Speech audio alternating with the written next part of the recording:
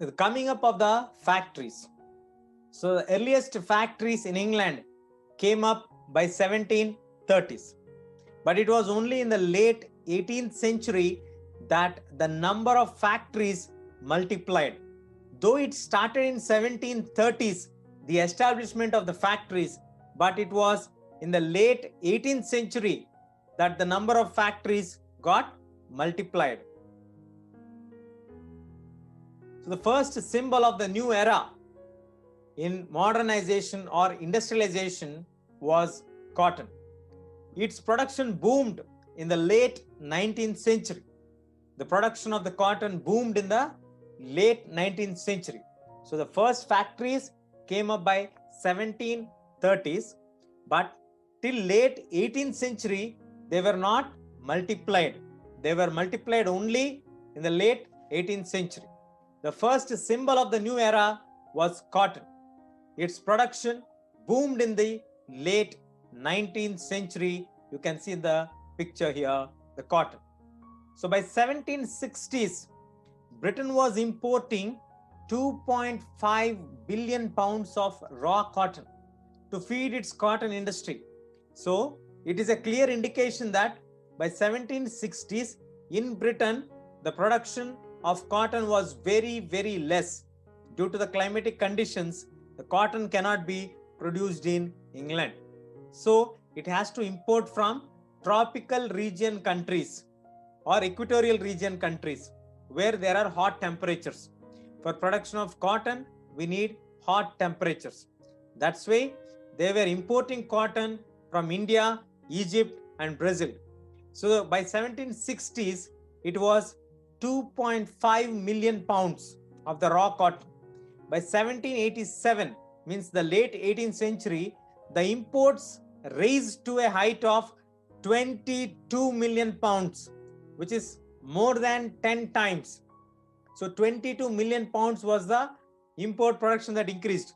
So this increase was linked to a number of changes within the process of production. The increase did not happen so easily. There were a lot of developments that came in, a lot of inventions which supported for the improvement in the production of the cotton.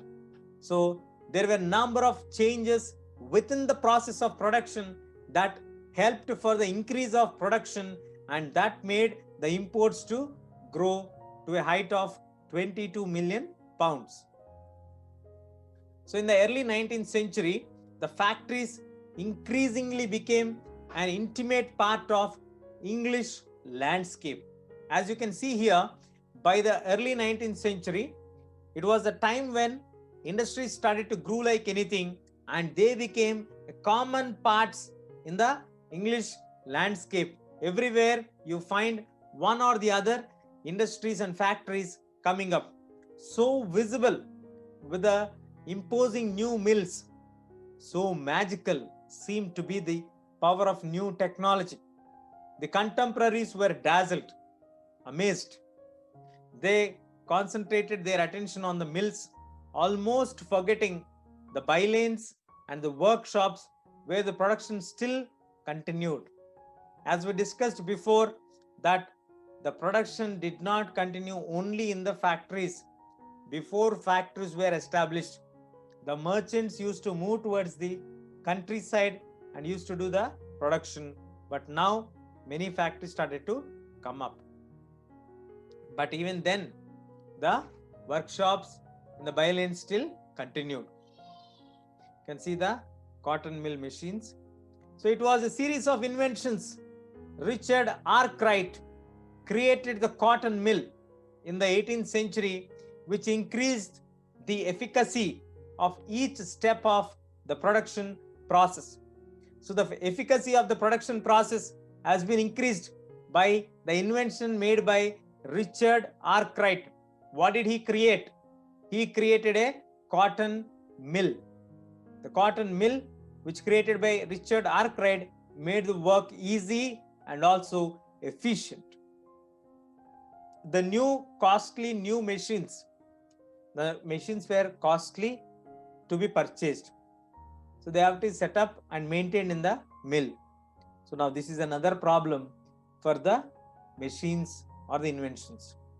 As the new machines what they have purchased, they are very costly and they have to be set up and maintained in a mill. Sir, without maintaining in a mill, how will they work? They used to work, no, they used to make the merchants used to go and give the money to the peasants on the countryside, and they used to work. So no need of this much of investment, no need to buy a machine, no need to have a mill. All the process were brought under one roof, and management which allowed the supervision over the production process, watch over quality and the regulation of the labor. So now all the production roof were brought under one roof and management, because it was very difficult to manage how the people are working in their houses when the production was happening in the countryside. They used to work in their leisure time. They used to work after finishing their works. But here, if you are in a factory, everything, the management was brought under one roof, and you can supervise them, you can look at the production process and watch over the quality and the regulation of labor. How they are working, what is the quality of work they are doing, what are the steps involved in the production process. Everything can be managed under one roof. That is the main thing. So in the early 19th century, factories increasingly became an intimate part of the English landscape. So it was amazing to look at them, and still we need to remember here, still the work continued in the bylanes and the workshops. So the pace of industrial change. The main industries, as we know, the main industry is cotton. Cotton and the metal industries were the most dynamic industries which were leading in the first phase of industrialization. So during the industrialization process, what are the main industries? Cotton, iron and steel industry were the main industries. So cotton was one of the leading sectors in the first phase of industrialization up to 1840s. But iron and steel industry took the boom in 1840s. So by 1873, Britain was exporting iron and steel worth of $77 million. So $77 million, they are exporting it, double the value of its cotton exports. They were able to export $77 million, and it is double the export of cotton production. So it was huge increase in the production here, and they were able to export it. So domination of the traditional industry. How was the traditional industry then? The modern machinery, the machines industry could not easily displace the industries. What industries? The traditional industries. Why? Even at the end of the 19th century, they had less than 20% of the total workforce that was employed in technologically advanced industrial sector was very less. Why do you think, children, that the domination of the traditional industry continued even after the modern machines were invented? It was because the modern machinery was a costly affair. You have to buy it with huge amount. It is a huge investment. Second thing, they have to maintain a place, a mill to look after that. And if any minor repairs happen, it becomes very difficult to work with that. We need skilled labor to work with the mills. These three are the main reasons. That's why it was not so easy to displace the traditional industries with the modern technology or machinery. Base for growth. The pace of change in the industrial traditional sectors was not seen by steam-powered cotton or metal industries. It were the ordinary and small innovations which were built up on the growth in many non-mechanized sectors. So, what is the base for the growth? The pace of change in the traditional industries was not seen by steam powered cotton or metal industries. Then, who used to take care of this? The small innovations which built up the basis of growth in many of the non mechanized sectors has brought this particular industrial change. So, the main industries were cotton and iron and steel. Domination, yes, the traditional industry dominated even after the machines were invented, and the growth was not done by steam powered cotton or metal industries but ordinary and small innovations. So the pace of industrialization was very slow, yes, though technological inventions were taken place, but their pace was very slow. They did not spread dramatically across the industrial landscape. Why they could not spread across the industrial landscape? As I told you, new technology and machines were very expensive for the producers. So the producers and the industrialists were very cautious, were very afraid to use them, because often if they break down, the repair was also costly. You invest so much of money, and if you have repair problems, it becomes very difficult. And they were not as effective as their inventors and manufacturers claimed. So they were boosted up like anything, but in reality, they were not so effective. These are the reasons why the industrial pace was going in slow pace.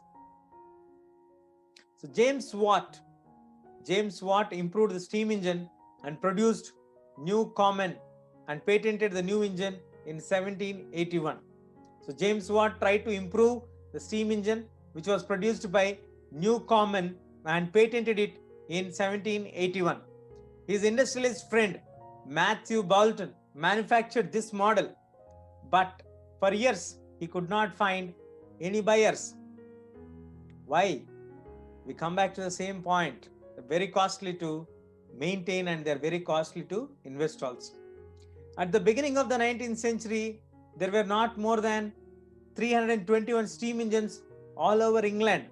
Of these, 80 were already used in cotton industries, 9 in the wool industry, rest in mining, canal works, and in the iron works.